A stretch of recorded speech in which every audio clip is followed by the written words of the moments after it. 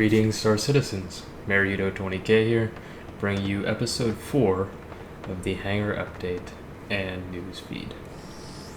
So this week we got a update to the Hangar, which features a new animation for when you get into the Hornet. And if you noticed before, the joystick, when you grabbed onto it, for some reason your hand would clip through it and not actually grab it.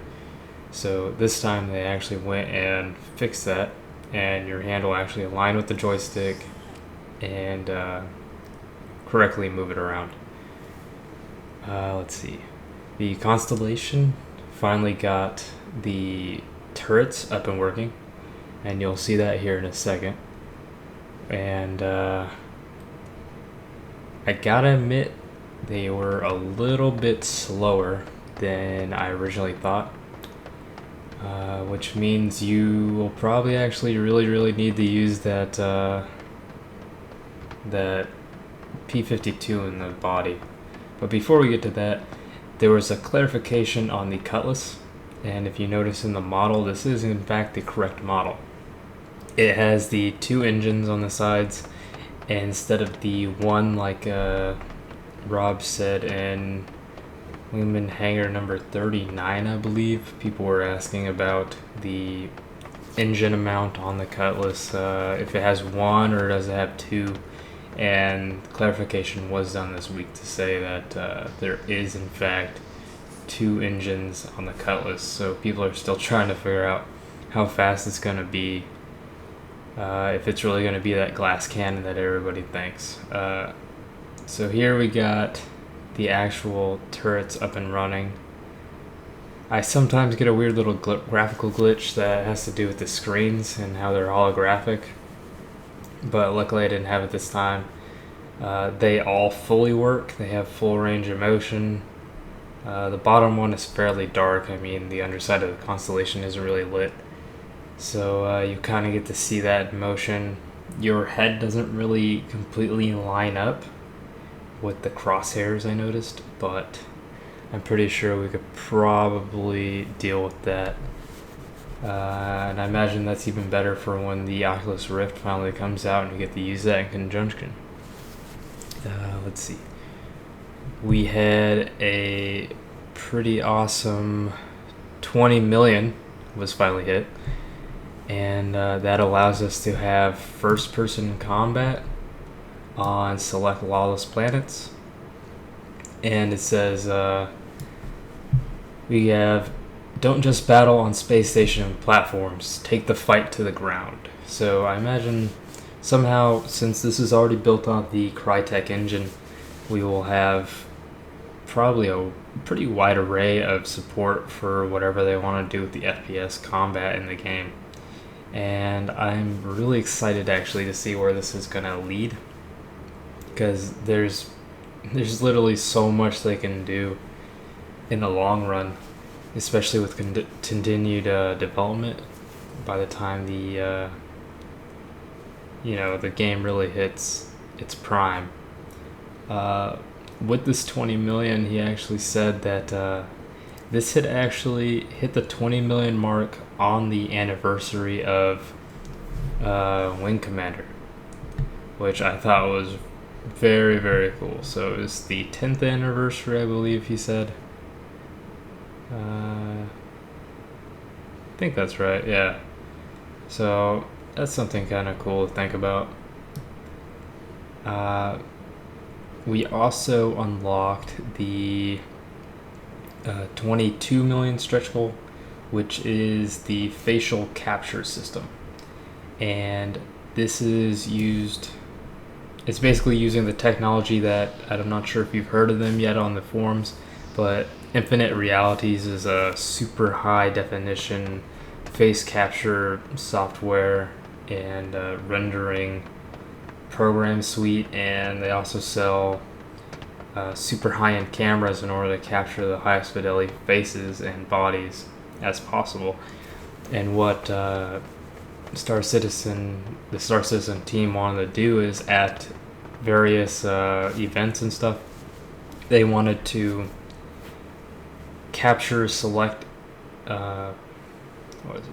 Select people that I guess win special events and stuff like that, and they're going to use that in order to capture the faces of those winners.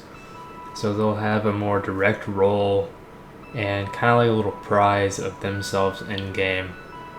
So in the end, that's actually going to give you more of a, I guess, a really diverse NPC core.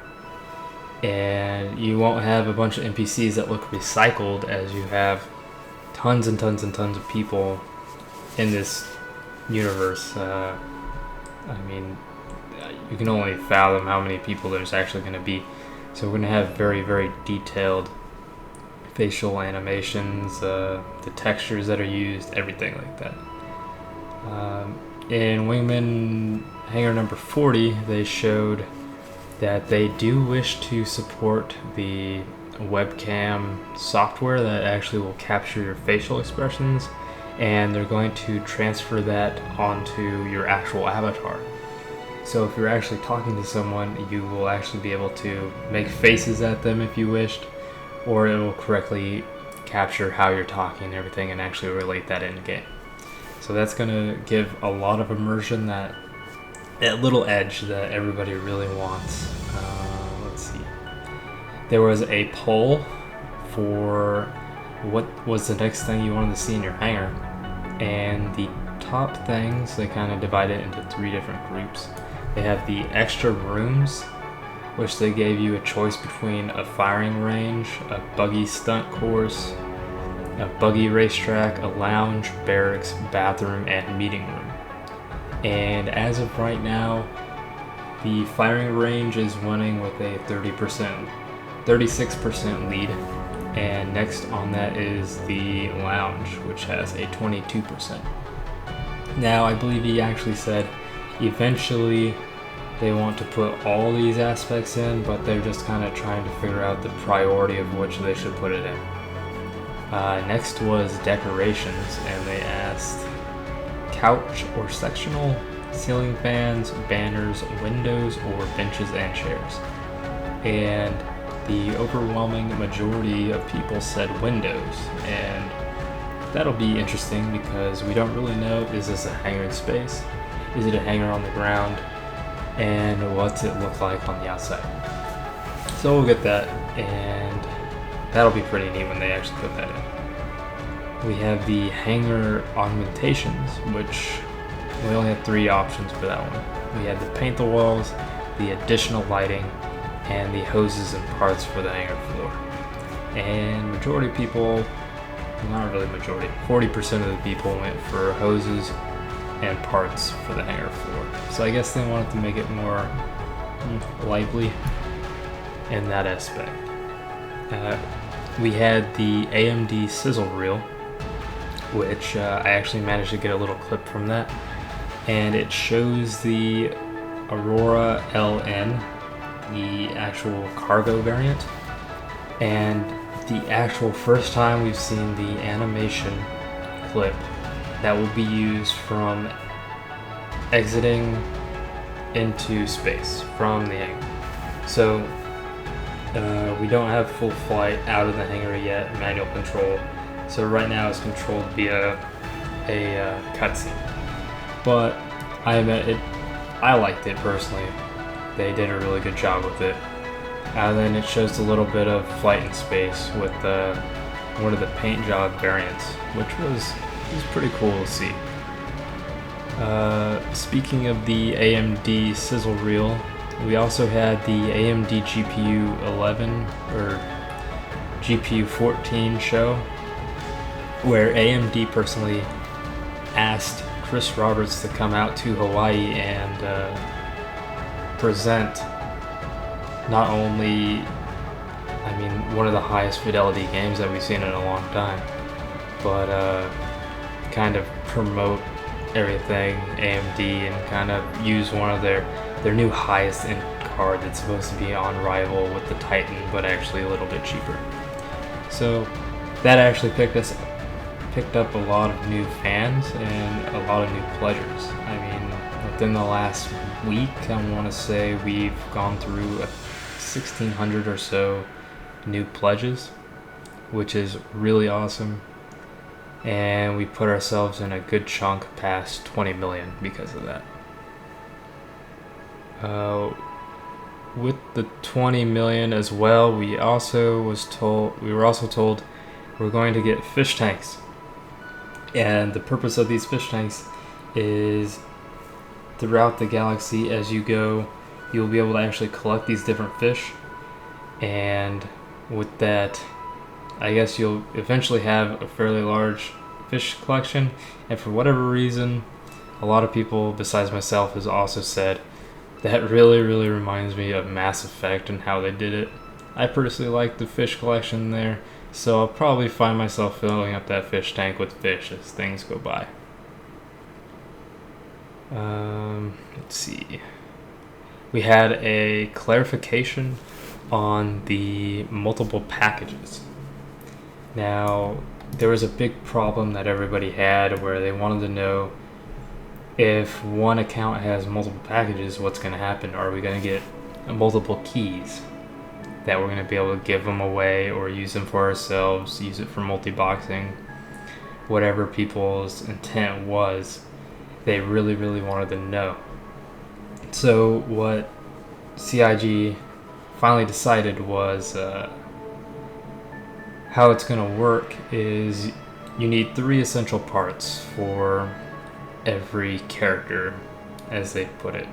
You need your ship, you need some credits, and you need the game character itself. And with this, they decided with the extra pledge packages, I mean, myself, I have 2. So this was kind of interesting to find out. I really wasn't sure what I was going to do with the second package.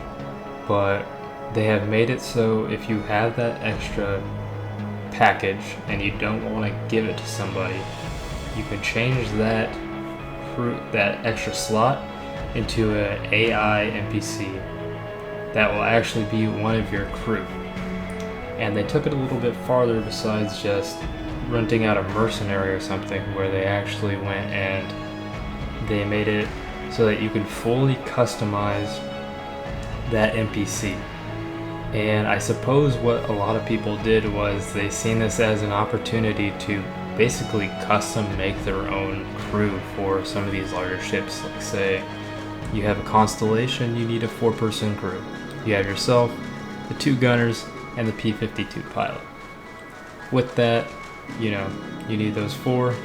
You get 3 extra packages, 3 extra character slots. I'm sure they'll announce the sale of character slots later. And you'll be able to fully customize exactly what your crew looks like, how they work, all that. You'll also be able to gift these extra game characters away. So it says you will also have the option of gifting unused game characters to other players. Remember, in order to chart your own path in the Star Citizen universe, these characters will need a ship and some credits.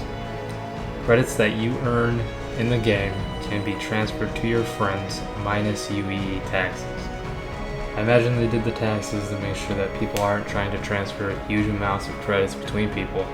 And it's going to kind of take the edge away from gold farmers, as you may see in other MMOs, which I'm glad. I hate those guys. They ruin everything. Inflation, stealing people's accounts, all that shit. So, good riddance. And you'll be able to purchase an allotment through the Voyager Direct Store. Of course, we already know through the Voyager Direct Store you're able to get in-game credits at a cap of 25,000 UECs per day, with a maximum cap of, what was it, like 150,000 or something like that. So nothing super crazy, but I'm glad they're trying to keep that down. So you can't have people buying huge amounts of credits all at once and flooding the market all at one time. So that'll be really nice, and it kind of keeps the inflation down on the economy in the long run. But if for fact you receive one of these gift characters, they also want to make sure if you don't have a ship and you don't have a lot of credits, you'll also be able to work for other NPCs or other players and make your money that way until you have enough to buy your own ship. So I look forward to seeing how this plays out. Also, another thing they decided to do, I almost forgot, was if you have these AI NPCs, you'll also be able to